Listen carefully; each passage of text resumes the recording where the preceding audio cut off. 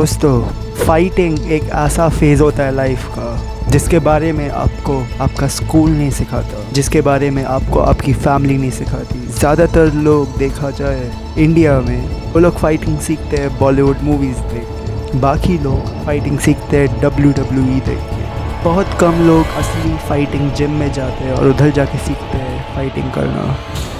क्योंकि ऐसा हाल है सबका, मैं सोचा कि मैं अपने फाइटिंग एक्सपीरियंस से 5+ ईयर्स फाइटिंग एक्सपीरियंस से आपको कुछ नॉलेज दूँ, जिसकी मदद से आपको कुछ नया सीखने मिले फाइटिंग के बारे में। तो जो लोग अभी ये चैनल देख रहे हैं उनको तो थोड़ा आइडिया होगा कि 100 से ज़्यादा फाइट यूट्यूब पे मैंने एक फ़ाइटिंग प्लेलिस्ट डाली हुई है, 50 फाइट्स, जिसमें मैं हाथ यूज़ भी नहीं कर रहा लोगों को मारने के लिए। मेरे हाथ मेरे पीछे है और मैं फिर भी वो फाइट्स जीत रहा हूँ। तो अगर आपको देखना है वो तो जाके चेक कर सकते हो।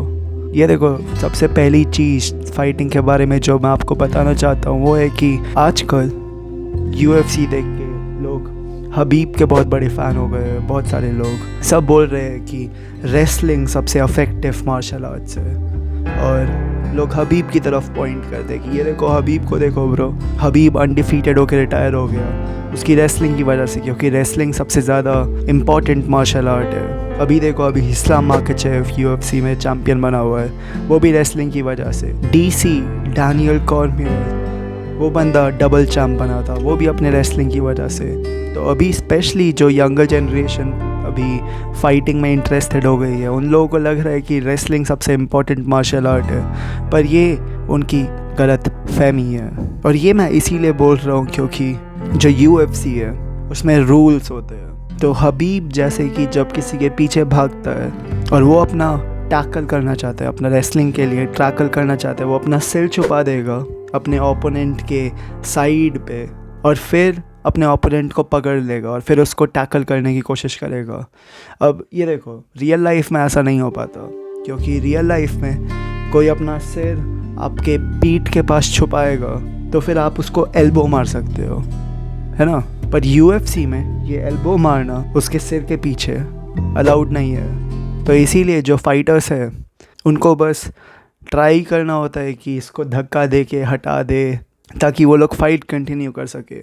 पर रियल लाइफ में आप डायरेक्टली उसके सिर पे स्ट्राइक कर सकते हो। ऐसे ही रेसलिंग के बहुत सारे अदर वीकनेसेस है, तो इसीलिए मैं रेसलिंग को बहुत प्रैक्टिकल मार्शल आर्ट नहीं बताता हूँ। मैं तो बोलता हूँ कि अगर आपको प्रैक्टिकल मार्शल आर्ट चाहिए तो फिर स्ट्राइकिंग के लिए जाओ।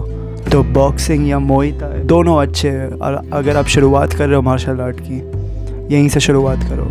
जो दूसरी चीज़ के बारे में मैं बात करना चाहता हूँ वो है वेपन्स की। तो बहुत सारे लोग हैं जो फाइटिंग करते हैं, रेगुलरली फाइट जिम्स में जाते हैं। मैं जब खुद फाइट जिम्स में जाता हूँ, लोगों से बात करता हूँ, मैंने भी ऑब्जर्व किया कि ज़्यादातर फाइटर्स लोग अपने पास वेपन्स नहीं रखते। वो सोचते हैं कि मैं इतना फाइटिंग प्रैक्टिस कर रहा हूँ, फिर मैं वेपन्स क्यों रखूँगा। तो कोई बंदा बोलता है कि मैं क्यों नाइफ रखूँगा, कोई बंदा बोलता है मैं क्यों पेपर स्प्रे रखूँ, मेरे को फाइटिंग आता है। पर प्रॉब्लम है कि आप जब फाइटिंग सीखते हो तो फिर आप फाइटिंग सीखते हो एक बंदे से लड़ाई करने के लिए, 2 बंदे से लड़ाई करने के लिए। पर जब रियल लाइफ होता है तो फिर 5 बंदे भी एक बार में आ सकते हैं आपके साथ लड़ाई करने के लिए। तो इसीलिए वेपन्स रखना इम्पॉर्टेंट है, और वेपन्स का मतलब पेपर स्प्रे टाइप, जिससे अटैक ज़्यादा ना हो, वो डिफेंस के लिए यूज़ ज़्यादा अच्छे से कर पाए आप। जो तीसरा पॉइंट मैं कवर करना चाहता हूँ वो है रेगुलर जिम का। ये देखो, ये एक पैटर्न है जो भी फाइट करता है उसमें आपने नोटिस किया होगा कि ज़्यादातर बंदे जो फाइटिंग के लिए ट्रेन करते हैं रेगुलरली, वो लोग वर्कआउट वाले जिम में नहीं जाते। वो लोग सोचते हैं मैं क्यों मसल बढ़ाऊँ ब्रो, मेरे को फाइटिंग स्किल आता है, मैं क्यों डेड लिफ्ट करूँ, मैं क्यों बेंच प्रेस करूँ। पर ये गलत अप्रोच है, क्योंकि आप फाइटिंग ट्रेनिंग कर सकते हो पर उसके साथ साथ रेगुलर जिम ट्रेनिंग भी हो सकती है। और जब आप दोनों करते हो तो आपका मसल मास भी बढ़ेगा, आपका स्ट्रेंथ भी बढ़ेगा और फाइटिंग स्किल्स भी बढ़ेगी। तो ट्रिपल कॉम्बो है ये, इसको कैसे मिस कर सकते हो।